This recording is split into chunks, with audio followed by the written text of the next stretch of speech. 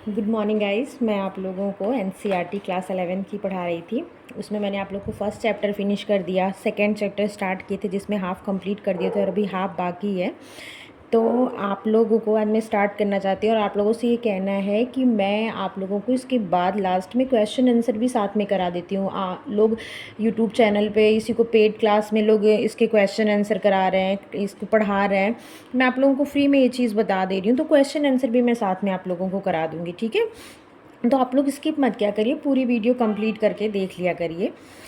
तो चलिए यहाँ से स्टार्ट करते हैं। स्वकल्पना और आत्मसम्मान क्या होता है। तो स्वकल्पना सेल्फ कॉन्सेप्ट, स्वकल्पना स्वयं के बारे में अनुभूतियों और विचारों का एक संग्रह है। स्वयं और दूसरों को समझने में स्वकल्पना बहुत ही महत्वपूर्ण भूमिका निभाती है। विद्यालय में हम दूसरे छात्रों को अक्सर यह कहते हुए सुनते हैं कि मैं यह कर सकती हूँ, मैं बहुत अच्छी फुटबॉल खेलता हूँ, या मैं कक्षा में हमेशा प्रथम आती हूँ। इस प्रकार की टिप्पणियाँ वास्तव में व्यक्ति की विशिष्ट योग्यता या कौशल अर्थात उसकी छवि को इशारा करती है। एक मिनट, हल्का सा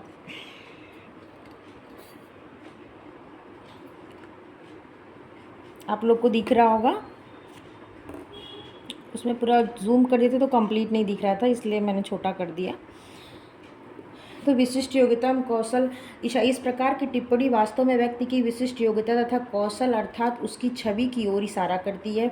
व्यक्ति की आत्म छवि जितनी अधिक सकारात्मक होगी, उसकी स्वसंकल्पना उतनी ही अधिक बेहतर होगी। स्वसंकल्पना का विकास प्रारंभिक बाल्यावस्था में ही शुरू हो जाता है। स्वसंकल्पना का विकास कब होता है? तो प्रारंभिक बाल्यावस्था में, ठीक है। जो 2 से 5 साल वाली एज होती है उसकी बात हो जाती, और फिर आयु बढ़ने के साथ साथ जीवन के अनुभवों से आकार लेता है। अर्थात किसी भी व्यक्ति की स्वसंकल्पना उसके अतीत तथा वर्तमान के अनुभवों के आधार पर बनती है। स्वसंकल्पना आत्मसम्मान, आत्मज्ञान और सामाजिक स्वयं के मिश्रण का ही नतीजा है। सरल शब्दों में कहें तो स्वसंकल्पना स्वयं का वर्णन है। मैं कौन हूँ जैसे सवाल का जवाब है। हमारे गुण, कौशल, क्षमताएं, भावनाएं, विचार इत्यादि मिलकर हमारी स्वसंकल्पना का निर्माण करते हैं। आगे टॉपिक है स्वाभिमान, आत्मसम्मान, स्वमान या सेल्फ स्टीम। आत्मसम्मान स्वमान स्वयं का मूल्यांकन है। आत्मसम्मान स्व संकल्पना का एक महत्वपूर्ण पहलू है। व्यक्ति के रूप में हम सदैव अपने मूल्य, मान और अपनी योग्यता के बारे में निर्णय आकलन करते हैं। व्यक्ति का अपने बारे में यह मूल्य निर्णय ही आत्मसम्मान सेल्फ स्टीम कहा जाता है। व्यक्ति का आत्मसम्मान काफ़ी हद तक उसके समाज से भी प्रभावित होता है। लोगों का स्वयं के प्रति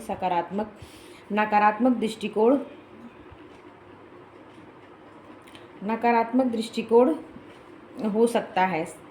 ये 2 प्रकार का होता है, एक सकारात्मक आत्मसम्मान, दूसरा नकारात्मक आत्मसम्मान। तो सकारात्मक आत्मसम्मान इसमें क्या होगा? तो सकारात्मक मतलब अच्छी चीज़ें होंगी, ठीक है, पॉजिटिव वे में होगा। तो इसमें आशावादी होगा व्यक्ति, अपनी क्षमताओं में विश्वास रखता होगा, स्वयं को अच्छे व्यक्ति के रूप में देखता होगा, इस बात की चिंता नहीं करता हो दूसरे उसके बारे में क्या सोचते हैं। जो नेगेटिव सोच वाले होते हैं, नेगेटिव आत्मसम्मान जिनका नकारात्मक होता है, तो नकारात्मक आत्मसम्मान स्वयं के प्रति नकारात्मक ढंग से किए गए मूल्यांकन के कारण उत्पन्न होता है। नकारात्मक आत्मसम्मान वाला व्यक्ति स्वयं को समाज के लिए बेकार या किसी काम का नहीं समझते। नकारात्मक आत्मसम्मान वाला व्यक्ति सदैव निराशावादी होगा, अपनी क्षमताओं पर भरोसा नहीं करते, किसी दूसरों की तरह बनना दिखाना चाहते हैं, हमेशा इस बात की चिंता करते हैं कि दूसरे उसके बारे में क्या सोचेंगे। आगे है तदात्मक पहचान क्या होती है। What is the identity. पहचान दिख रहा है कि नहीं? पहचान को व्यक्ति की स्वयं के प्रति मानसिक छवि के रूप में परिभाषित किया गया है, अर्थात ऐसी छवि जिसमें वह यह निर्धारित कर सके कि वह कौन है। व्यक्ति की स्वयं के प्रति मानसिक छवि अर्थात उसकी पहचान में व्यक्तिगत निरंतरता और अन्य लोगों से विशिष्ट यूनिक होने की भावना शामिल है। थोड़ा मोड़ा कट जा रहा होगा तो माइंड मत कीजिएगा, क्योंकि मैं इसीलिए बोल के पढ़ा रही हूँ कि आप लोग को थोड़ा अगर वो हो तो आप लोग उससे रिलेट कर पाएँ।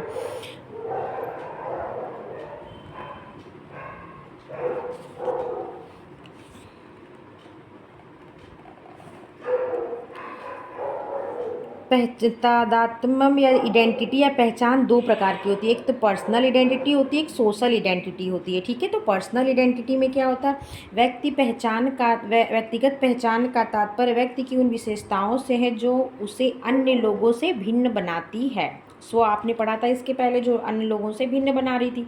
फिर वही चीज़ है, पर्सनल आइडेंटिटी भी वही चीज़ है। दूसरे शब्दों में कहें तो व्यक्तिगत पहचान का अर्थ है वे गुण तथा योग्यताएं जो एक व्यक्ति को अन्य लोगों से अलग बनाते हैं तथा जिन्हें किशोर पहचान कर न केवल स्वीकार करते हैं बल्कि उसमें सुधार लाने का प्रयास भी करते हैं। उदाहरण के लिए व्यक्तिगत स्वरूप को स्वस्थ और सुंदर बनाने के लिए जिम जाना, अच्छे स्वास्थ्य के लिए संतुलित भोजन करना इत्यादि। अगला है सामाजिक पहचान, सोशल आइडेंटिटी। सामाजिक पहचान का तात्पर्य उन क्षमताओं तथा योग्यताओं से है जो किसी व्यक्ति को उसके समाज से जोड़ने तथा समाज में एक अलग पहचान बनाने में मदद करती है। वास्तव में एक व्यक्ति की एक ही समय में अलग अलग सामाजिक पहचान हो सकती है। उदाहरण के लिए जैसे कोई व्यक्ति स्वयं को भारतीय मानने के साथ साथ स्वयं को सांस्कृतिक स्तर पर बंगाली, पंजाबी तथा राजपूत मानता है। अतः यह कहना गलत नहीं होगा कि स्व का निर्माण मानव जीवन की संपूर्ण यात्रा का निष्कर्ष है, जिसे व्यक्ति जीवन पर्यंत अपने गुणों, योग्यताओं, क्षमताओं तथा अनुभवों के आधार पर बनाता तथा परिवर्तित करता है, ताकि वह अंततः एक सही व संतुष्ट मानव जीवन यात्रा कर सके। अगला है स्व संकल्पना और पहचान के विकास को प्रभावित करने वाले कारक।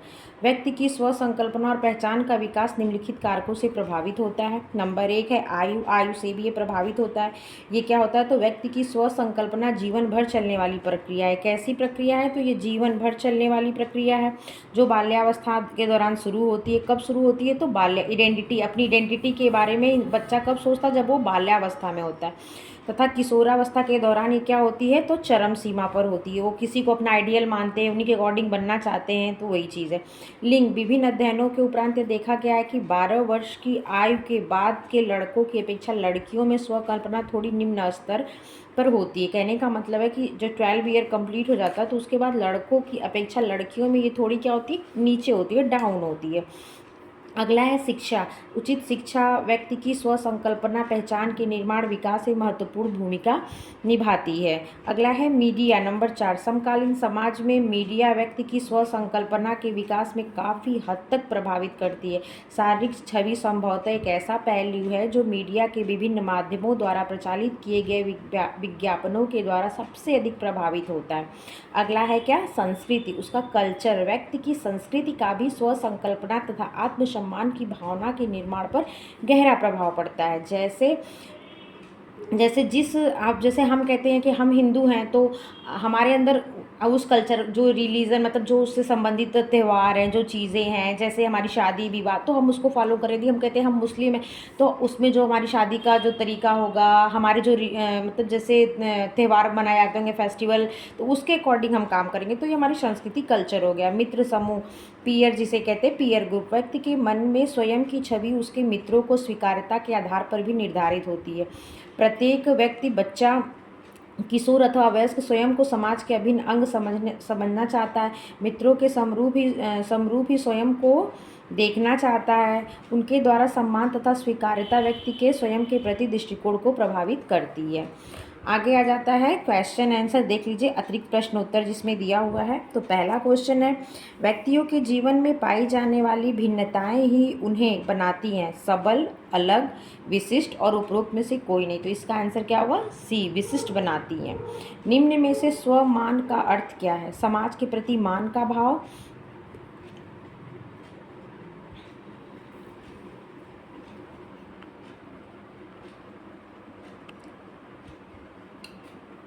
एक मिनट रुक जाइए,